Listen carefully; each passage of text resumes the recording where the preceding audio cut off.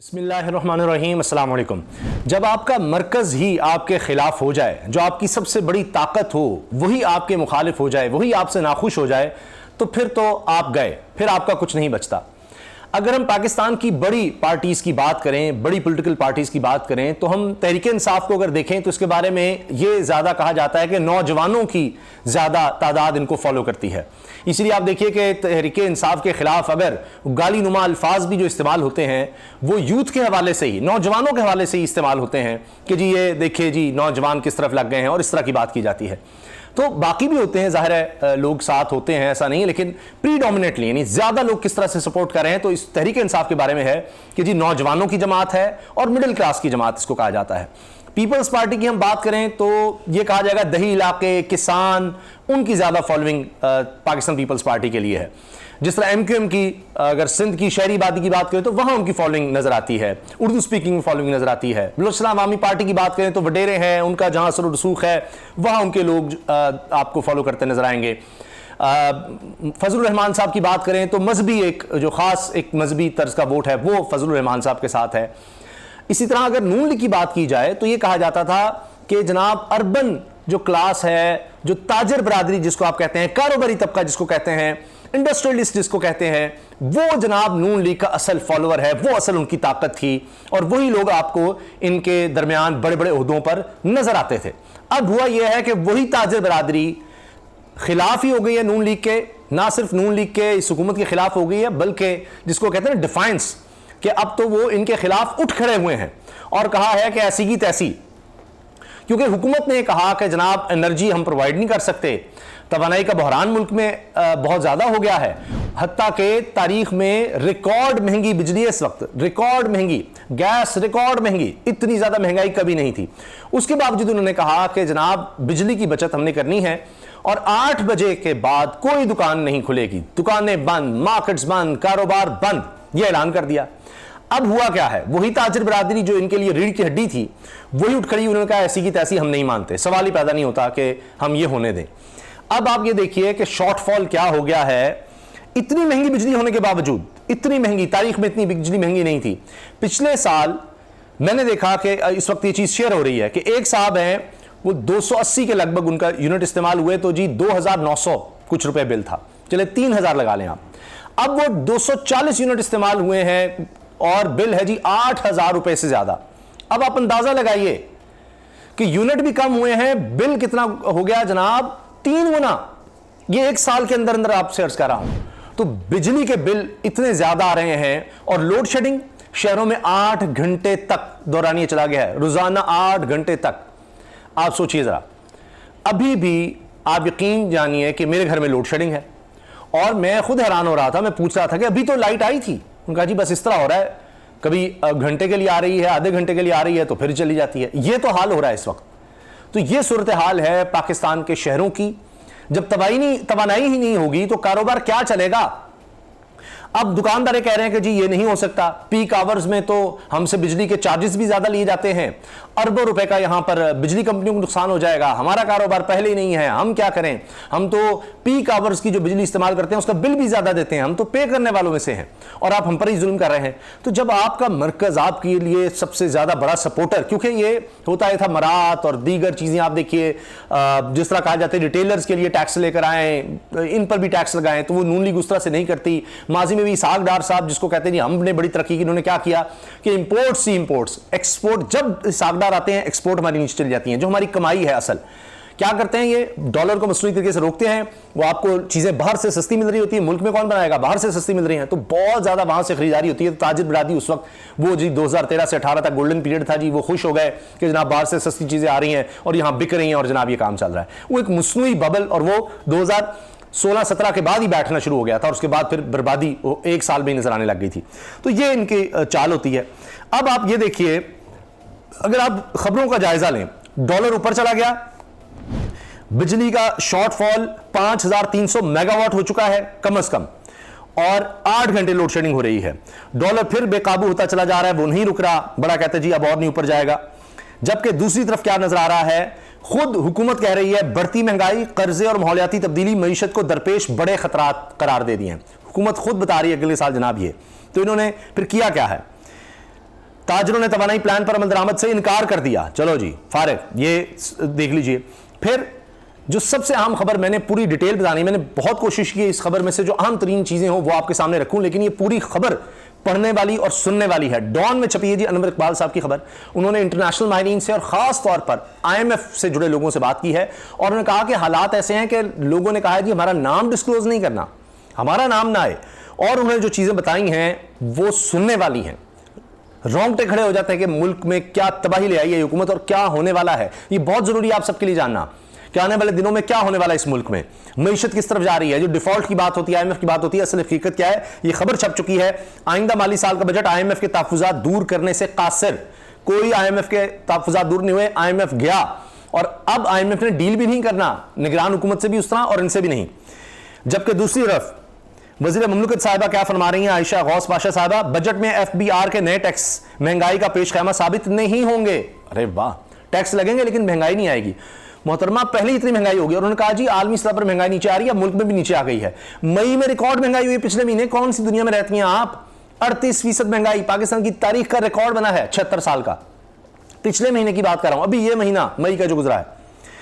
और एहसन इकबाल साहब झूठ पे झूठ, झूठ पे झूठ। तमाम शराइत पूरी हो गई, IMF नए जायजे में इल्तिवा समझ से बाहर है कि जी हमने तो सारी शराइत पूरी कर दी हैं, पता नहीं ये क्यों नहीं हो रहा, ये क्यों नहीं हो रहा। इतने ये झूठ बोलते हैं। अच्छा जी, फसी मंगी साहब, ये ब्लूमबर्ग के जो दुनिया का सबसे माना हुआ जरीदा है इकोनॉमी के हवाले से, उनके पाकिस्तान में नुमाइंदे ये कह रहे हैं जी Pakistan receives first discounted Russian oil shipment after more than a year, talks started. 1 साल के बाद मिला जी वो शिपमेंट, जो उसका बड़ा कह रहे हैं जी रूस का जो आ गया जी तेल, और वो भी कहते थे जी ये तहरीक इंसाफ किस तरह कर रही है, यहां तो रिफाइन ही नहीं हो सकता, ये है वो है। बिलावल ने कहा जी ट्रक की बत्ती है, ब्ला ब्ला बड़ा कुछ कहा जब उस वक्त हमाद अजहर बोलते थे। अब क्या है, अब आ गया जी और उसकी हकीकत सुन ले जो आया है।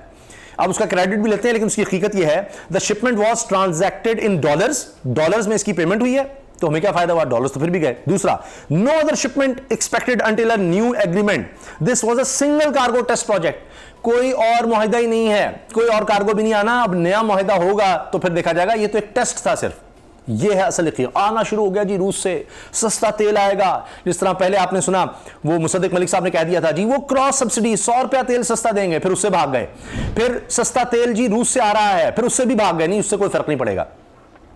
जहां आपका अरबों लीटर इस्तेमाल हो रहा होगा तेल, तो लाखों लीटर वहां पर क्या करेगा, मुझे बताइए आप। खैर, सैलाब से मुतासर 43 अजला में 1 करोड़ से ज्यादा अफराद कहत का शिकार हो सकते हैं। इस वक्त इन अजला में खुराक की शदीद किल्लत है। ये देखिए, ये है सिंध हुकूमत की कारकर्दगी, ये हुकूमत की कारकर्दगी। जी सैलाब आया, हम ये कर देंगे, हम बाहर गए इतने डॉलर्स ले आए। जायद गिशकोरी साहब कह रहे हैं सैलाब से मुतासर 43 अजला में 1 करोड़ से ज्यादा अफराद कहत का शिकार हो सकते हैं। कहत, भूख, ये पाकिस्तान में हालात आपने कभी नहीं सुने होंगे। गुर्बत थी लेकिन लोग भूख से नहीं मरते थे, यह हाल हो गया। 1 करोड़ लोग कहत का शिकार हो सकते हैं। समीउल्लाह तारिक साहब एक्सपर्ट हैं, कह रहे हैं जी Dar looks to plan B as IMF hopes fade away, कि ये प्लान बी, ये भी एक नया काम है जी, ये डॉन में ये भी खबर छपी है। और अब तो शहबाज शरीफ साहब वज़ीर आज़म ने भी मान लिया है कि जी वो IMF अगर ना माना तो मैं कौम से खिताब करूंगा। तंग आ गए आपके कौम से खिताब से। मुझे वो अंसार बासी साहब की बात याद आती है कि जी अब तो इसहाक डार से माफ़ी मांगनी चाहिए, उस पर उनकी बड़ी ट्रोलिंग हुई, बड़ा लोगों ने तनकीद की। तो मैं समझता हूँ कि जनाब वाकई हमें सारी कौम को इसहाक डार से माफ़ी मांग लेनी चाहिए, माफ़ कर दें हमें, चले जाए जहाँ से आप आए हैं, आपकी मेहरबानी है, हम आपके बगैर बहुत बेहतर थे, ये रिश्तेदारियां ना निभाएं। अच्छा, अब जनाब ये माजरत चाहता हूं, बात थोड़ी तवील हो गई, मगर ये खबर लाजमी आपने सुननी है। आइंदा माली साल का बजट IMF के तहफ़्फ़ुज़ात दूर करने से कासिर। अनवर इकबाल साहब की खबर है जी, 12 जून 2023 को ये डॉन में छपी है। और अब इसमें क्या कहा जा रहा है जी, माहिरीन का कहना है, मैं बहुत जल्दी से आप पूरी पढ़ देता हूं। माहिरीन का कहना है कि आइंदा माली साल का बजट बैनुल-अक़वामी मालियाती फंड के तहफ़्फ़ुज़ात को दूर नहीं कर सकेगा और पाकिस्तान के लिए मौजूदा बेल आउट पैकेज के ज़ेरे इल्तवा 9वें और 10वें जायजे को मुकम्मल करना मजीद मुश्किल बना देगा। डॉन अखबार में शाया रिपोर्ट के मुताबिक वाशिंगटन में मुकीम माहिर इक़्तिसादियात उज़ैर यूनुस की इस सोच को अमरीकी दारुल हुकूमत में भी बहुत से लोगों की हिमायत हासिल है कि यह बजट किस तरह पाकिस्तान की IMF से बकिया 2 किस्तों और एक नया इमदादी पैकेज हासिल करने के इम्कानात को मुतासिर करता है। यहां तक कि IMF और वर्ल्ड बैंक में मौजूद अफराद भी यही जज्बात रखते हैं। यह सुनिएगा, IMF और वर्ल्ड बैंक में मौजूद अफराद भी यही जज्बात रखते हैं, हालांकि कोई भी एहलकार इस मामले की हसासियत की वजह से ऑन रिकॉर्ड तबसरा करने को तैयार नहीं है। एक एहलकार से जब पूछा गया कि क्या 2023-24 का बजट पाकिस्तानी मईशत के बारे में IMF के खदशात को दूर करता है, तो इन्होंने कहा कि मुआशी इस्तेहकाम का ताल्लुक सियासी इस्तेहकाम से है। सियासी इस्तेहकाम होगा तो मुआशी इस्तेहकाम। IMF कह चुके कॉन्स्टिट्यूशन पर अमल करें और मामला कॉन्स्टिट्यूशन के तहत निपटाएं, लेकिन यहां ना ना ना ना, हमने तो जनाब इलेक्शन में वो जो जिसको कहते हैं लेवल प्लेइंग फील्ड करनी है जी, सारा कुछ उड़ा दो, दीवार से लगा दो जी, जमात तोड़ दो, कोई हमारे मुखालिफ ना हो। बस ये इनका कहना था कि 2 किस्तें भूल जाएं 2 किस्तें, तवील मुद्दती इस्लाहात पर तवज्जो मरकूज करें ताकि आप मुस्तकबिल में IMF प्रोग्राम हासिल कर सकें। इन्हीं तजर्बात बंद और इस्तेहकाम लाने के लिए काम शुरू करने की जरूरत है। यानी वो लोग कह रहे हैं, एक्सपर्ट्स कह रहे हैं जो वर्ल्ड बैंक में बैठे हैं, IMF में बैठे हैं, कि जी अब छोड़ दें, ये किस्तें तो मिलनी नहीं, आप अब इस्लाहात पर तवज्जो दें, इस्लाहात लेकर आएं तो फिर आगे की कोई बात हो सकेगी, और अपने तजर्बात बंद कर दें, ये सागदार साहब वाले काम बंद कर दें और इस सियासी इस्तेहकाम पर तवज्जो दें। डॉन से बात करने वाले ज़राए ने वजाहत की कि मौजूदा हुकूमत तकरीबन 60 दिनों में अपनी मुद्दत पूरी कर रही है और फिर 90 दिनों के लिए नई अबूरी हुकूमत होगी। अगर कोई मालियाती इदारा जैसे कि IMF पाकिस्तान के साथ किसी प्रोग्राम का हिस्सा बनता है तो इसे दोनों फरीकैन के इत्तेफाक से इन इस्लाहात को नाफिज करने के लिए कम से कम 1 साल की गारंटी दरकार होगी। एक ज़राए ने सवाल किया कि जो हुकूमत 60 से 90 दिन के लिए है वो ये गारंटी कैसे दे सकती है। इसीलिए ज़राए ने वजाहत की कि IMF या कोई और कर्ज देने वाला इदारा मुस्तहकम हुकूमत के बगैर पाकिस्तान के साथ तवील मुद्दती प्रोग्राम का हिस्सा नहीं बनेगा। कोई भी नहीं बनेगा जी, IMF हो जाए, वर्ल्ड बैंक हो जाए, कोई नहीं आपका हिस्सा बनेगा, कोई आपको बेल आउट, कोई कर्ज नहीं देगा। और आगे दोस्त ममालिक की भी बात आ रही है, तो ये क्योंकि अदम इस्तेहकाम इन्होंने पैदा किया, आकर चलती हुकूमत को गिराया जिस तरह, और उसके बाद ये संभाल नहीं सके। अब जनाब इलेक्शन है, अबूरी हुकूमत है, कुछ समझ नहीं आ रही क्या होगा, इलेक्शन आगे ले जाने हैं, करने हैं तो किस तरह, अबूरी सेटअप इन्होंने तबाह बर्बाद कर दिया है। इंटरनेशनली हमारा मजाक उड़ रहा है। एक और जरिए ने दावा किया कि सऊदी अरब और मुत्तहिदा अरब अमारात जैसे अतिया दहिंदगान भी तवील मुद्दती सियासी और इक़्तिसादी इस्तेहकाम की अदम मौजूदगी में पाकिस्तान की मदद करने से गुरेजा हैं। अब वो ममालिक जो हमेशा आपको दे देते थे नहीं दे रहे। खुर्रम दस्तगीर साहब ने खुद विफाकी वज़ीर तवानाई कह रहा है जी हमारी मदद उस तरह नहीं करे दोस्त मालिक जिस तरह होनी चाहिए थी। जी कोई नहीं करा आपकी मदद। ऐसी हुकूमत जो हर लिहाज से तारीख की बदतरीन हुकूमत है उसकी कौन मदद करेगा। तो वो कह रहे हैं जी कोई मदद नहीं करनी किसी ने आपकी। अब ज़राए ने बताया कि यही वजह है कि IMF पाकिस्तान के इस दावे को कबूल नहीं कर रहा कि इसके पास $6 अरब के खिला को पूरा करने के लिए दोस्त ममालिक के वादे मौजूद हैं। IMF को पता है कि कोई दोस्त ममालिक आपकी उस तरह मदद नहीं कर रहे और खुद खुर्रम दस्तगीर ने कह दिया। शहबाज शरीफ कह रहे हैं जी वरना मैं कौम से खिताब करूंगा, हमारे पास बड़ा कुछ है, ये कर देंगे वो कर देंगे। वो तो अब कहानी खत्म हो गई IMF वाली। और झूठ जितना मर्जी चला लें सबके सामने आ गए। तो हम कई महीनों सुन रहे हैं जी अब आ रहा है जी अब आ रहा है जी IMF का मामला, और उसके बगैर दोस्त ममालिक जी कमिटमेंट है फलां है पूरी कर दी है शराइत, झूठ पे झूठ। एक और जरिए ने कहा कि अमेरिका की तरफ से इस तरह की यकीन दहानी पाकिस्तान के लिए IMF प्रोग्रामों के लिए क्वालिफाई करना आसान बना सकती है, लेकिन वाशिंगटन यानी अमेरिका अब ऐसी किसी इमदाद की पेशकश नहीं कर रहा। ज़राए ने गुज़श्ता हफ्ते पेश किए गए बजट में 53% जायद अखराजात को बहुत ज़्यादा खतरनाक करार दिया। और एक जरिए ने कहा कि खसारा बढ़ रहा है और मईशत शदीद शौक की हालत में है, शदीद शौक की हालत में मईशत। और ये जो कहने अमेरिका मदद नहीं कर रहा, ये तो कहते थे वेंटिलेटर हैं हमारे। ये इमरान खान ने हालात ख़राब कर दिए हैं, उनसे मामलात ख़राब कर दिए हैं, हम आएंगे तो सब ठीक कर देंगे। इतने दौरे किए बिलावल भुट्टो साहब ने, बस अपनी CV मजबूत की अगले वज़ीर आज़म के लिए और कुछ नहीं किया फिर। और जनाब ये हम वेंटिलेटर पर हैं, उसकी क्या जरूरत है उसके खिलाफ बयान देने की, अमेरिका के खिलाफ क्या जरूरत है फलां करने की। देखिए जी फिर गया, इसने ज़ीरो ले लिया, फलाना ले लिया। यानी ताल्लुकात ख़राब भी वही कर रहा है और अच्छे करने की कोशिश करे तब भी बुरा। आप बहुत अच्छे हैं जिन्होंने पता नहीं खुद अपने आप को फ़कीर कह के हम मांगने नहीं आए लेकिन मजबूरी है कहकर भी कुछ नहीं हो सका। एक जरिए ने वजाहत की कि अदायगियों के तवाज़ुन के मसाइल को रोकने के लिए पाकिस्तान ने कुछ सख्त इक़दामात किए जिनका नमू पर मनफी असर पड़ रहा है। तो सवाल यह है कि पाकिस्तान 3.5% तरक्की कैसे हासिल करेगा जैसा कि इस बजट में बताया गया है। यह भी झूठ पकड़ लिया उन्होंने। एक बड़ी अमेरिकी मालियाती कंपनी के लिए काम करने वाले IMF के एक साबिक एहलकार ने नताइज के खौफ से अपना नाम जाहिर ना करते हुए दावा किया, इन्हीं खौफ इतना इन्होंने पैदा कर दिया है, कोई आदमी भी ऑन रिकॉर्ड बात नहीं करना चाहता कि पता नहीं मेरे ऊपर कौन सा मुकदमा बना दे। दावा किया कि मौजूदा बजट इंतखाबात से पहले लोगों को चकमा देने का एक तरीका है। चकमा, धोखा, फ्रॉड, यही काम आता है इनको। ये एक्सपर्ट्स कह रहे हैं, डॉन में छपा है कि चकमा देने का एक तरीका है, सिर्फ धोखा है लोगों के लिए। वो इंतखाबात के फौरन बाद मिनी बजट लाएंगे, ये असल बजट नहीं है, बजट बाद में आना है, मिनी बजट आएगा। एक और जरिए ने दावा किया कि हुकूमत को अगले इंतखाबात के बारे में भी यकीन नहीं है। अगर वो इलेक्शन में जा रहे हैं तो वो बजट कैसे बरकरार रखेंगे? इस बात की क्या जमानत है कि आप अपने वादों पर अमल दरामद करेंगे? मईशत को दोबारा पटरी पर लाने के लिए इस बजट में कोई तरक्याती नमून नहीं है, ऐसी कोई साख्ती इस्लाहात नहीं है जिनका IMF ने मुतालबा किया था। एक जरिए ने इस बजट को सियासी साख को बचाने की कोशिश करार देते हुए मजीद कहा कि असल बजट इंतखाबात के बाद दिसंबर में आएगा। ये देखिए सब लोग ये कह रहे हैं कि ये असल बजट नहीं है, धोखा है, असल बजट तो आगे आएगा शायद दिसंबर में। एक और जरिए ने वजाहत की कि IMF के साथ पाकिस्तान का मौजूदा प्रोग्राम 30 जून को खत्म हो रहा है, लिहाजा IMF बोर्ड के पास मुलाकात और यह फैसला करने के लिए 20 दिन से भी कम वक्त है कि पाकिस्तान को बाकी फंड्स कब और कैसे जारी किए जाएं। IMF बोर्ड के रुकन ममालिक फंड के अमले से मुतालबा करते हैं कि वो मुल्क की तरफ से इमदाद के लिए भेजी गई तजावीज़ से इत्तेफाक या इख्तिलाफ करने से पहले अपने दारुल हुकूमतों से मशवरा करने के लिए कुछ माकूल वक्त दें। ज़राए के मुताबिक जब तक ये सारा अमल मुकम्मल होगा, पाकिस्तान के पास इन इस्लाहात को अमली जामा पहनाने के लिए शायद ही 1 हफ्ते का वक्त होगा, जो इन किस्तों के हुसूल के लिए तजवीज़ की जाएंगी। पाकिस्तान ऐसा कैसे करेगा? प्रोग्राम ख़त्म नहीं, इतने वक्त में आप कर सकते, जो भी मामला तय होंगे उस पर अमल दरामदी नहीं कर सकते। आखिर में इनका कहना था कि IMF के कवानीन का तकाजा है कि गौर के लिए दस्तावेज़ात को इजलास से 2 हफ्ते कबल बोर्ड के मेंबरान के दरमियान मुंतकिल किया जाना चाहिए। यह ज़रूरत कैसे पूरी होगी?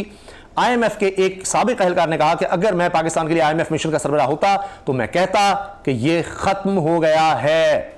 आइए नई हुकूमत के साथ एक नए प्रोग्राम पर गुफ्तगू शनीद करते हैं कि अब जो नई हुकूमत आएगी तब देखेंगे ये प्रोग्राम तो ख़त्म हो गया। इस हुकूमत ने पाकिस्तान की मईशत को, साख को, सब चीज़ों को ख़त्म कर डाला है। ये जनाब, ये आप रिकॉर्ड पे रखिए। ये ऐसे लोगों से बात की गई है जो नाम भी जाहिर नहीं कर रहे, लेकिन अंदर की बात, असल हकीकत बता रहे हैं कि इस हुकूमत ने क्या कर दिया है और आने वाले दिनों में मईशत को किस कदर ख़तरनाक मामलात में धकेल दिया है, जिससे निकलने का रास्ता सिर्फ़ और सिर्फ एक मजबूत हुकूमत, एक सियासी इस्तेहकाम है और फिर ही कुछ हो सकता है। लेकिन ये तो उस तरफ भी नहीं जा रहे। अल्लाह हाफ़िज़।